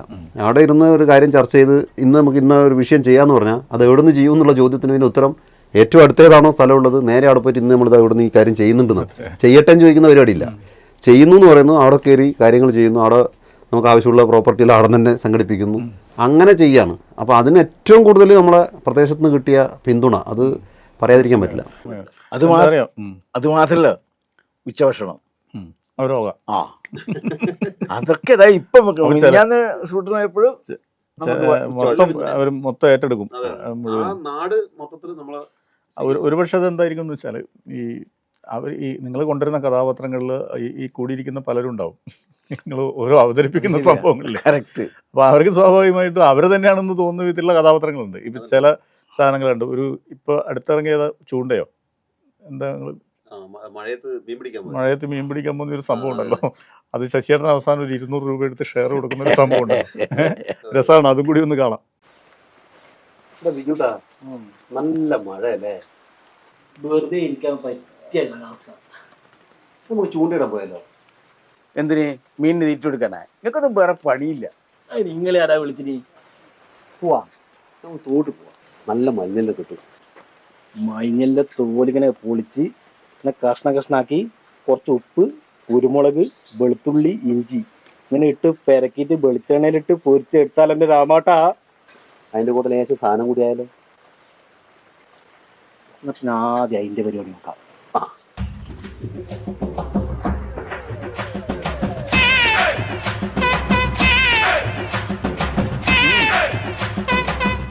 സ്വാഭാവികമായിട്ട് നാട്ടിൻപുറത്ത് ഇങ്ങനെയുള്ള സാധനങ്ങൾ ഉണ്ടാവും. അല്ലെങ്കിൽ നിങ്ങൾക്ക് ഈ പറയുന്ന ഒരുമിച്ച് ഒപ്പരം നിൽക്കുന്ന ആളുകൾക്കെല്ലാം ഈ അത് തന്നെ ചില ആള് മറ്റേ ഇത് അവരാണല്ലോ ഇത് ഇവരാണെന്നുള്ള തോന്നുന്ന വിധത്തിലുള്ള സംഭവങ്ങൾ. അത് ഇത് മാത്രമല്ല, ഒരു ഉദാഹരണം മാത്രമാണ്. കണ്ടതിൽ എനിക്ക് ഇഷ്ടപ്പെട്ട ഒരു സാധനം പറഞ്ഞു തന്നായിരുന്നു. ശരിക്കും ഈ ചെയ്തതിൽ നിങ്ങൾക്ക് എല്ലാവർക്കും ഏറ്റവും കൂടുതൽ ഇഷ്ടപ്പെട്ടത് ഈ 2 മില്യൺ കണ്ട സംഭവം തന്നെയാണോ? ബീഫിൻ്റെ അല്ലെങ്കിൽ വേറെ ഏതെങ്കിലും ഉണ്ടോ? നിങ്ങൾക്ക് പേഴ്സണലായിട്ട് ചെയ്ത വർക്കിൻ്റെ ഒന്ന് അങ്ങനെ അളക്കുന്നത് ശരിയില്ല, എന്നാലും എല്ലാം ഒന്നിനൊന്നും വെച്ചതാണ്. ഏറ്റവും മോശം ഏതാന്ന് ചെയ്ത ഇത് പോരായിരുന്നു എന്ന് തോന്നുന്ന ഏതെങ്കിലും ഉണ്ടായിരുന്നു? കുറച്ചും കൂടി നന്നാക്കാൻ പറ്റുമായിരുന്നു? നമ്മൾ ആദ്യം ചെയ്ത എപ്പിസോഡുകളായിരിക്കും ഫസ്റ്റ് സ്റ്റാർട്ടിങ്ങിൽ ചെയ്തിട്ടുള്ളത്. അത് നമ്മൾ അന്നേരം തന്നെ നമ്മൾ റീഷൂട്ട് ഒക്കെ ചെയ്തത് ഇതായി. നമ്മൾ ഓഡിയോന്റെ ഒരു പ്രശ്നം ഉണ്ടായിരുന്നു. അപ്പൊ അത് ആദ്യം ചെയ്ത എപ്പിസോഡ് നമ്മൾ റീഷൂട്ട് ചെയ്തിട്ട് പിന്നെ ചെയ്തു. ഓഡിയോ എല്ലാം പെർഫെക്റ്റ് ഓഡിയോ ഡയറക്റ്റ് ചെയ്യുന്ന ഫസ്റ്റ് ചെയ്യുന്ന സമയത്ത് നമുക്കിത് അറിയില്ല എങ്ങനെയാണെന്നുള്ള. നമ്മളുടെ അടുത്ത് ഒരു ലാപ്പൽ മൈക്ക് സാധാരണ നമ്മളെ വയർഡായിട്ട്, അപ്പൊ അത് കുത്തിയിട്ടാണ് എടുത്തത്. അത് നമുക്ക് കാണിക്കില്ല, നമ്മൾ ആദ്യം തീരുമാനിച്ചത് കാണിക്കില്ല. കാരണം എല്ലാവരും ചെയ്യുന്ന ഒരു ഇതാണ്. ഞാൻ കാണുമ്പോ വീഡിയോ കാണുമ്പോ അത് മൈക്ക് കാണിക്കുമ്പോൾ അതൊരു അഭിനയത്തിന്റെ ഒരു ഫീല് വരും. അപ്പൊ പിന്നെ അത് ഇതിപ്പോ ഇവരെല്ലാം ചെയ്യുന്നത് ശരിക്കും ആ കഥാപാത്രമായിട്ട് അങ്ങ് ജീവിക്കുന്നത്. അപ്പൊ അന്നേരം പിന്നെ ഒരു മൈക്ക് കാണുമ്പോൾ കാണുന്നവർക്ക് ഒരു ആലോചന. അപ്പൊ മൈക്ക് വെച്ചിട്ട് കറക്റ്റ് ആയില്ല. പിന്നെ അടുത്ത ദിവസം മൈക്ക് കൊണ്ടുവന്ന് പിന്നെ ഒന്നും കൂടി സെയിം കണ്ടന്റ് തന്നെ പിന്നെയും ഷൂട്ട് ചെയ്തു. നമ്മൾ ഇവിടെ പോയിരുന്നു എടക്കാനം പുഴ ആ സൈഡ്. ആ. അത് യൂട്യൂബ് കണ്ടന്റ് ഷൂട്ട്. ശരി. റീൽസിലേക്ക് വരുന്നത് ആക്ച്വലി പിന്നെയാണ്. പിന്നെ നമുക്ക് ഒരു ദിവസം മഴയത്ത് ഷൂട്ട് ചെയ്യാൻ പറ്റാണ്ടായ സമയത്താണ് നമ്മൾ റീൽസിലേക്ക് വരുന്നത്. ആദ്യമായിട്ട് റീൽസ് ചെയ്ത് അങ്ങനെ, അല്ലാണ്ട് പ്ലാൻ ചെയ്തല്ല. പിന്നെ അത് കയറി ഒരു റീല് കയറി ശശിയേട്ടൻ്റെ തന്നെ ഒരു തക്കാളി, കഴിഞ്ഞ വർഷം തക്കാളിക്ക് വില കൂടിയ സമയത്ത് ഒരു സാധനം അല്ലേ. ഈ സോഷ്യൽ കമ്മിറ്റ്മെന്റ് നിങ്ങളെ ഈ പല സ്ക്രിപ്റ്റ് ഇതിലും വരാറുണ്ടെന്ന് അല്ലേ. നമുക്ക് നമ്മുടെ വേറൊരു പ്രത്യേകത എന്ന് വെച്ചാൽ നമ്മൾ ഇതിലുള്ള ആൾക്കാർക്ക് മുഴുവൻ കഥാപാത്രങ്ങളുടെ പേര് നമ്മുടെ പേര് തന്നെയാണ്. അതൊരു വലിയ അതാകുമ്പോൾ ഇപ്പൊ രാമൻ പോലെ ശശി എന്ന് പറയുമ്പോൾ ഈ കാണുന്ന ആൾക്കാർക്കും അത് ഭയങ്കര ഒരു, അത് മാത്രമല്ല നിങ്ങൾക്ക് നമ്മളിപ്പോ വേറൊരു കഥാപാത്രമായിട്ട് ജീവിക്കുന്ന കാര്യം വരുന്നില്ലല്ലോ, നമ്മൾ തന്നെയാണല്ലോ. അപ്പൊ ഒരു പക്ഷേ ഇപ്പൊ നിങ്ങൾ നേരത്തെ ആ ഉള്ളുന്നിട്ട രാമന്റെ വിളിയുണ്ടല്ലോ, അത് സ്വാഭാവികമായിട്ട് ഇത് കഴിഞ്ഞാലും ചിലപ്പോൾ രാമനെ വിളിക്കുന്നതായിരിക്കും. ആണ് രാമാന്നല്ലേ, എന്താണ് രാമ. അപ്പൊ അത് ഒരു പ്രത്യേകതയാണെന്ന് തോന്നുന്നു ഈ പിന്നെ സ്വന്തം ഇത് വരുന്ന സമയത്ത്. അപ്പൊ ഇതിന് ഇപ്പൊ ഏകദേശം എത്ര ചെയ്തിട്ടുണ്ട് അത് ഓർമ്മയൊന്നും ഉണ്ടാവില്ല അല്ലേ? എപ്പിസോഡ് എത്ര കണ്ടന്റ് ചെയ്തിട്ടുണ്ടാവും? 100 കൂടുതലായി അല്ലേ? 100 കൂടുതലായി തോന്നുന്നു. എന്നാലും പിന്നെ ഇതിനകത്ത് ശശിയേട്ടൻ നേരത്തെ പറഞ്ഞ നമ്മൾ ഈ ഒരു സാഡായിട്ട് വരുന്നു. ഇപ്പം എല്ലാം നിങ്ങൾ ചിരിയും അല്ലെങ്കിൽ വേറെ എന്തെങ്കിലും ഒരു സന്ദേശം വെച്ചാൽ അതിനകത്ത് ഒന്നുണ്ട് നമ്മളൊരു ബ്ലാങ്ക് എന്ന് പറഞ്ഞിട്ടത്. അതായത് രാത്രി മദ്യപിച്ചിട്ട് ഞാനും രാമനും കൂടി മദ്യപിക്കുക. എന്നിട്ട് രാമൻ്റെ മകൻ അവിടെ വന്നത് ജോലിക്ക് പോകുമ്പോൾ എന്താ ആ വീട്ടിൽ ലീവിൽ വന്നതാണ്. അവൻ തിരിച്ചു പോകുമ്പോൾ അവനെ എൻ്റെ വണ്ടി കൊണ്ടുപോവാ. അല്ല അവൻ്റെ ഞാൻ തിരിച്ച് വീട്ടിലേക്ക് പോകുന്ന സമയത്ത് ശശിയേട്ടൻ നിർബന്ധിക്കാം, നീ ആ വഴിക്കല്ലേ പോകുന്നത്, പിന്നെ എന്തിനാ വേറൊരു വണ്ടി പോകുന്നത്, രാമന്റെ കൂടെ പൊയ്ക്കോന്ന് പറഞ്ഞിട്ട് എന്റെ വണ്ടിയിൽ കയറ്റി വിടുകയാണ്. ആ പോക്ക് ആക്സിഡന്റ് ആയിട്ട് പിന്നെ ആശുപത്രിയിൽ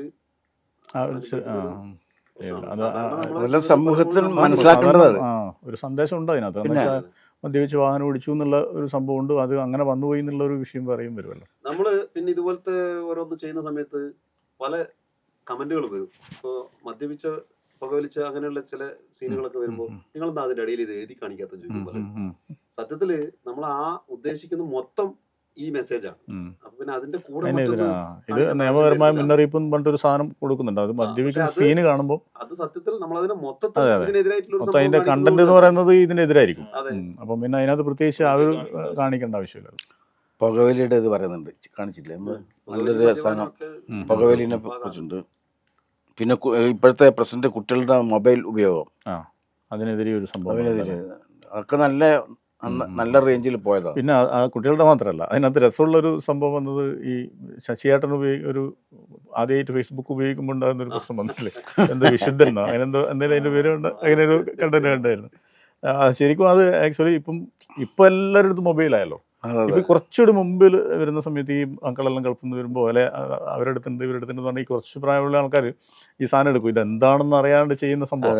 അപ്പം അവർക്ക് സ്ഥിരമായിട്ട് പറ്റുന്ന ഒരു സംഭവമായി. ഇതിങ്ങനെ കാണുമ്പോൾ ഉണ്ടാകുന്ന ഒരു ആവേശം ഉണ്ടാവില്ലേ, അതും ശരിക്കൊരു സന്ദേശം. അതെ അവള് പൈസ ചോദിക്കുന്നതാണ്. ശരിക്കും ഒരുപാട് പേര് അങ്ങനെ ട്രാപ്പിൽ പെട്ടിട്ടുണ്ട്. ഇപ്പോൾ ഇത് പറയുന്ന ആൾക്കാർ, ഇത് കേൾക്കാൻ ആൾക്കാർ വേണ്ടേ, അല്ല ഇത് പരിഹരിച്ചു കൊടുക്കാൻ ആൾ വേണ്ടേ. ചിലപ്പോൾ അതെ വാർത്തകളൊന്നും. ഇപ്പം രാമായണനെ സംബന്ധിച്ച് ഇനി ഈ സിനിമയിൽ ചെറുങ്ങനൊന്നും മുഖം കാണിച്ചെന്നല്ലേ പറഞ്ഞല്ലേ? അപ്പൊ ഇനി അതിന്റെ ഒരു ശ്രമത്തിലാണോ? അങ്ങനെയല്ല, ഈ ശശിയേട്ടൻ ഇപ്പൊ ഒരുപാട് സിനിമയിൽ അഭിനയിച്ചു, ഒറ്റക്ക് പോയി അഭിനയിക്കുന്ന. അപ്പൊ അന്ന് രാമ എന്നും പറഞ്ഞ് കൂട്ടാത്തെന്താ ശശിയേട്ടൻ? അല്ല, എന്റെ കൂടെ വന്നിരുന്നു. അതെ, ഞാൻ ഇപ്പം വിനീത് ശ്രീനിവാസന്റെ വർഷങ്ങൾക്ക് ശേഷം സിനിമ ചെയ്തിരുന്നു. അത് ചോറ്റാനിക്കര വെച്ചായിരുന്നു ഷൂട്ട്. ഞാൻ പോകുമ്പോ രാമനെ കൂടി കൂട്ടിയിരുന്നു. രാമനെ കണ്ടു പഠിക്കട്ടെ എന്ന് ചോദിച്ചു. അല്ല, അവര് രാമന്റെ ഫോട്ടോ ഒക്കെ എടുത്തു. അവിടെ ഫോട്ടോ ഒക്കെ എടുത്ത് എല്ലാം ചെയ്ത വർക്കുണ്ടാവുമല്ലോ ഈ സംഭവം. സത്യത്തില് അതിന്റെ സത്യാവസ്ഥ എന്താണെന്ന് വെച്ചാൽ ഞാൻ അങ്ങനെ ശ്രമിച്ചിട്ടില്ല എന്നുള്ള ഒരു കാര്യം കൂടിയുണ്ട്.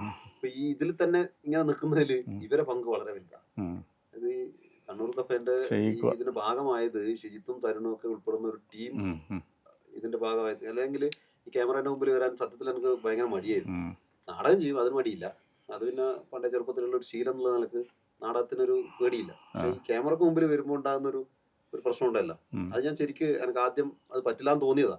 പിന്നെ ഈ ഒരു ടീമിന്റെ ഭാഗം യാദൃശ്യമായി നമ്മളെ ഇവരെല്ലാം മാത്രമല്ല എത്രയും സ്മൂത്തായിട്ട് കാര്യങ്ങൾ പറഞ്ഞ് മനസ്സിലാക്കി തരാനും അതിങ്ങനെയാണ്. ഞാൻ തുറന്നു പറയാൻ പലരെയും പരിചയപ്പെട്ട കൂട്ടത്തില് കാണുന്നൊരു അനുഭവം. കുറച്ച് കഴിവുകളുണ്ടെങ്കിൽ കൂടി കുറച്ച് വലിയ തണ്ടിട്ട് സംഭവമാണെന്ന് തലയിൽ ഒരു ജാടയിട്ട് കെട്ടൊക്കെ കെട്ടി ജാടയിട്ട് കുറച്ച് താടിയൊക്കെ ഇപ്പോഴേ കെട്ടി ഭയങ്കര ജാടയിട്ട് ഞാൻ ആ എനിക്ക് ഒരു കുറെ ശീലമുണ്ട്. കുറച്ച് സിനിമ ഫീൽഡുമായിട്ട് പരിചയമുണ്ട്. വലിയ പരിചയമൊന്നുമില്ല, ചെറുത്. ഇവരുടെ പ്രത്യേകത എന്ന് വെച്ചാൽ ഒരു 2 സിനിമ ചെയ്ത് കഴിഞ്ഞാൽ ഭയങ്കര ജാടിയായിരിക്കും. അത് ഇവർക്കില്ല എന്നുള്ളതാണ്. അതാണ് നമ്മുടെ സംവിധായകനും നമ്മുടെ ക്യാമറാമാനും അതില്ല. അത് ഇവർക്ക് അറിയാഞ്ഞിട്ടോന്നും അറിയില്ല, ഞാൻ പറഞ്ഞു കൊടുക്കാതെ പഠിച്ചോളൂ. പഠിപ്പിക്കല്ല, അങ്ങനെ നിന്നോളൂ. അതിനകത്ത് പറഞ്ഞിട്ടില്ല, അറിഞ്ഞൂടായിട്ടല്ല, അങ്ങനെ ഞാൻ പഠിപ്പിച്ചു കൊടുക്കാം. അതാ പറയുന്നത്. എന്നാൽ ഈ പറഞ്ഞ സംഭവങ്ങൾ ഇപ്പം ശശിയേട്ടൻ പറയുന്നില്ല, നിങ്ങളെ പറ്റി ഇങ്ങനെ പറയുമ്പോൾ ഒരു ഈ നിങ്ങളെപ്പോലെയുള്ള ആളുകൾ പിന്നണിയിൽ നിൽക്കുമ്പോൾ ഈ പുതിയ പുതിയ കഥാപാത്രങ്ങളും അല്ലെങ്കിൽ പുതിയ താരങ്ങളും ഉദയം ചെയ്യുന്ന ഒരു സംഭവങ്ങൾ പല സമയത്തും ഉണ്ടായിട്ടുണ്ട്. ചില എത്ര പെർഫെക്റ്റ് ആയിട്ടുള്ള നടന്മാരായി കഴിഞ്ഞാലും പിന്നണിയിൽ ഉള്ള ആളുകൾ ഡിപ്പെൻഡ് ചെയ്തിട്ടായിരിക്കും അവരുടെ കഥാപാത്രം പുറത്തേക്ക് വരും. അപ്പം അങ്ങനെ വരുമ്പോൾ ഇവരൊന്നും ഇങ്ങനെ എന്തെങ്കിലും എല്ലാം ചെയ്ത് കൂട്ടുന്ന സമയത്ത് ആദ്യം പറഞ്ഞായിരിക്കുമല്ലോ, ഇതുവരെ അങ്ങനെ ഒരു ഇതൊന്നും തോന്നിയിട്ടില്ലേ? എല്ലാം തിരിച്ച് പറഞ്ഞു കൊടുത്ത് ശരിയാക്കാനാണോ അല്ലെങ്കിൽ ഒരു നീരസംഗം തോന്നിയിട്ടില്ല? നമ്മളത് എൻജോയ് ചെയ്യുന്നതല്ലോ.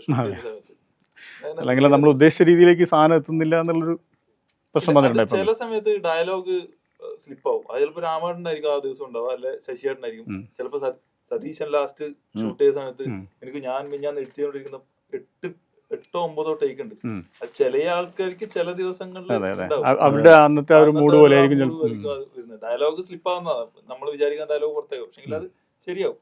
നമ്മള് പിന്നെ റീടേക്ക് എടുത്ത് കഴിഞ്ഞാൽ അത് വിടും. നമ്മളാ മൈൻഡിൽ നമ്മൾ ഉദ്ദേശിച്ച സാധനം ഉണ്ടാവും.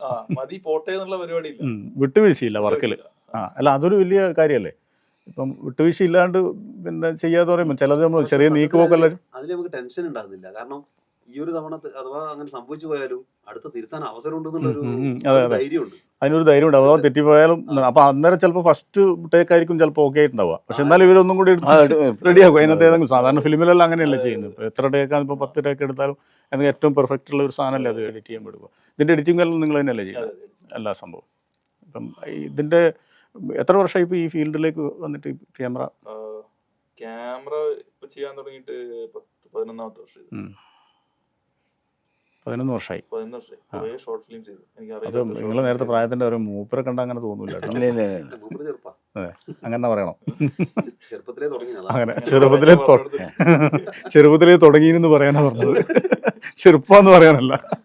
ഇപ്പോൾ 10-11 വർഷത്തെ എക്സ്പീരിയൻസ് ഉണ്ടല്ലോ, അപ്പം പിന്നെ അതെന്തായാലും നിങ്ങൾക്ക് ഗുണമായിട്ട് വരുന്നുണ്ടാവും. നമ്മൾ പിന്നെ ഫാമിലിനെ കുറിച്ച് പറഞ്ഞാൽ സ്ഥലം തൊടികളാണ്. തൊടികളം ഫാമിലി. വീട്ടിൽ അച്ഛനമ്മയുണ്ട്, വൈഫുണ്ട്, പേര് അശ്വതി. മോനുണ്ട്, മോൻ 9 വയസ്സായി, 3ാം ക്ലാസ് പഠിക്കുന്നു. അവിടെ തന്നെ ബാംഗ്ലൂർ സെറ്റിൽഡ്. ഇപ്പം തൊടികളം എന്ന് പറയുമ്പോൾ വർക്കെല്ലാം വരുമ്പോൾ നമ്മൾ അടുത്ത അങ്ങോട്ടും ഇങ്ങോട്ടും പോകും. സ്ഥിരം തന്നെ. അപ്പം എന്തായാലും നമുക്ക് കണ്ണൂരിൽ നിന്ന് ഒരു ഉഗ്രൻ ക്യാമറാമാനെ ഉറപ്പായിട്ടും തീർച്ചയായിട്ടും പിന്നെ ഫിലിം ഫീൽഡിൽ തന്നെ കിട്ടുമല്ലേ. പിന്നെ ഇനി എപ്പോഴെങ്കിലും പിന്നെ ഇവരുടെ ഈ പറഞ്ഞല്ലോ, ഇപ്പോഴേ പറഞ്ഞു ശാന്തസ്വരൂപനാണെന്നൊക്കെ പറഞ്ഞല്ലോ. അപ്പം നമ്മളിങ്ങനെ കുറച്ച് പറഞ്ഞു, ഇനി വലിയൊരു ക്യാമറാമാൻ ആകുന്ന സമയത്ത് ഒരു ഇന്റർവ്യൂവിന് നമുക്ക് പിന്നെയും സമീപിക്കാമല്ലോ. തീർച്ചയായിട്ടും അതായത് ആശംസിക്കുന്നു അക്കാര്യത്തിൽ. പിന്നെ നമ്മൾ മറ്റൊരു കാര്യം കൂടി ചോദിച്ചാൽ നമുക്ക് അവസാനിപ്പിക്കാം. ഈ കൂട്ടത്തിൽ ഇവർ രണ്ടുപേരെ നമ്മളിപ്പോൾ കാണിച്ചിട്ടുണ്ട്, മറ്റെല്ലാം സ്കിറ്റിൽ വരുന്നുണ്ട്. അത് നമുക്ക് എന്തായാലും പ്രേക്ഷകരെ കാണിക്കും. അത് അവരെ കുറിച്ച് കൂടി ഒന്നും പറയാൻ പറ്റില്ല. ബാക്കിയുള്ള വെച്ചാൽ മെയിനായിട്ട് നമ്മുടെ പ്രൊഡക്ഷനിലുള്ള ആൾക്കാരെ പറയാം, അഭിനയിക്കുന്ന ആൾക്കാർ. ഷിജിത്ത് കല്യാണം നമ്മളെ മെയിൻ ഹെഡ്. അവരുടെ പേരും അത് അങ്ങനെ തന്നെയാണ്, ഷിജിത്ത് കല്യാണം തന്നെയാണ് പുള്ളിയുടെ പേര്. നമ്മൾ രണ്ടുപേരും കൂടി കഥാപാത്രം അത് തന്നെയാണ്, ഡയറക്ടറാണ്. ഓക്കെ ഓക്കെ, മനസ്സിലായി. അപ്പോൾ നമ്മൾ രണ്ടുപേരും കൂടി 2-3 ഷോർട്ട് ഫിലിം ചെയ്തിട്ടുണ്ട്. അപ്പോൾ അതിന്റെ പുറകെയാണ് ഇത് വന്നത്. പിന്നെ വിപിൻ അത്തിക്ക ഡയറക്ടറെ അസിസ്റ്റന്റ് അസോസിയേറ്റ് ആണ്. പിന്നെ എൻ്റെ അസിസ്റ്റന്റ് ഹേമന്ത്, പുള്ളി ശ്രീകണ്ഠാരങ്ങാണ്. പിന്നെയുള്ള ബാക്കി നമ്മൾ അഭിനേതാക്കളാണ്. ഇവർ രണ്ടുപേരും കൂടാതെ രാധാകൃഷ്ണൻ തലച്ചങ്ങാട്ടുണ്ട്. പിന്നെ സതീശൻ, ഈ കഥാപാത്രത്തിന്റെ പേരുള്ള ഇത് തന്നെയല്ലേ? രാധാകൃഷ്ണൻ. പിന്നെ സതീശൻ വയലാറമ്പ്, നടുവനാട് ആ ഏരിയയിലാണ്. പിന്നെ ലീലേച്ചിനെ കുറിച്ച് നമ്മൾ നേരത്തെ പറഞ്ഞു. പിന്നെ ലീലേച്ചിന്റെ മോൻ ബിജുട്ടൻ മട്ടന്നൂർ. പിന്നെ വേറെ പിന്നെ മനോഹരൻ വെള്ളിലോട്.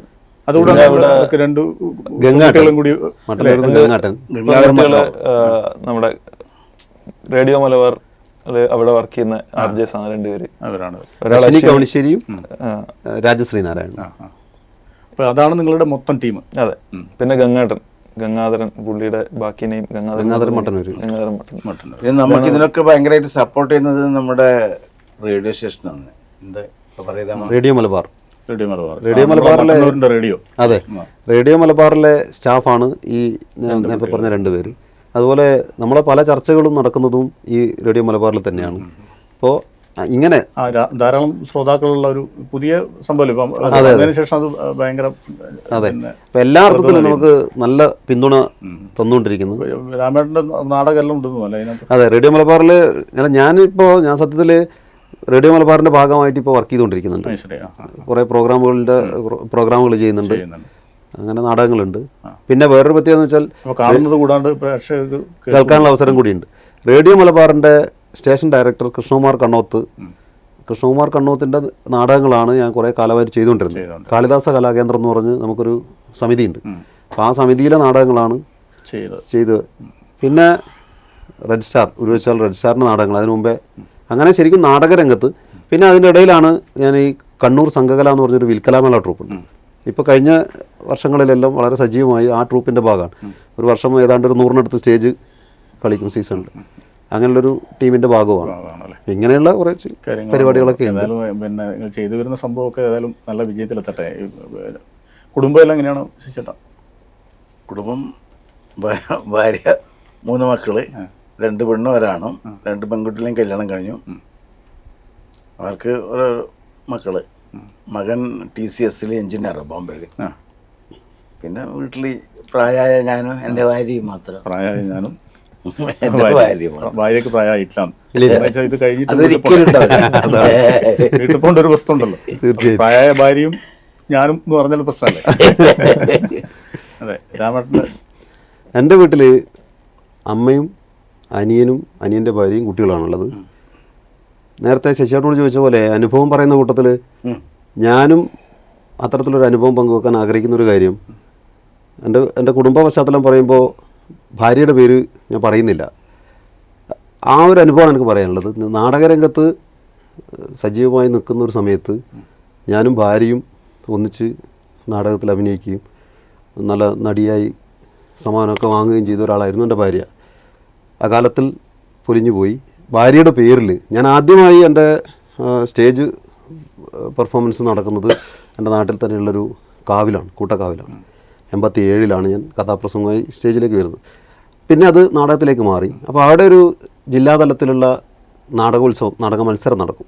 ആ നാടക മത്സരത്തിൽ എൻ്റെ ഭാര്യയുടെ മരണശേഷം ആ കമ്മിറ്റി പിന്നെ ഇവിടെ പേരിൽ ഒരു ഉപഹാരം കൊടുക്കാൻ തീരുമാനിക്കുകയും, അപ്പോൾ മാഹി നാടകപ്പുര അടക്കമുള്ള ടീം മത്സരിക്കുന്നൊരു വേദിയാണ്.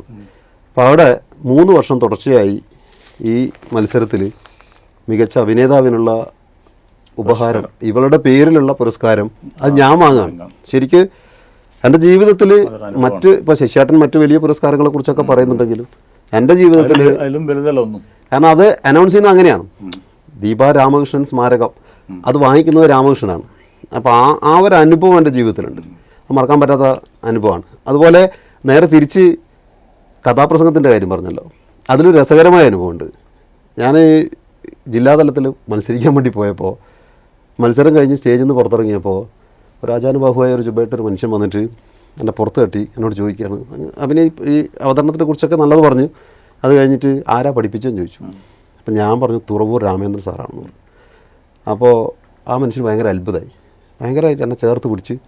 അപ്പോൾ ഇനി കുറേ കാര്യങ്ങളൊക്കെ പറഞ്ഞു. ലാസ്റ്റ് എന്നോട് ചോദിച്ചു എന്നെ അറിയുമെന്ന് ചോദിച്ചു.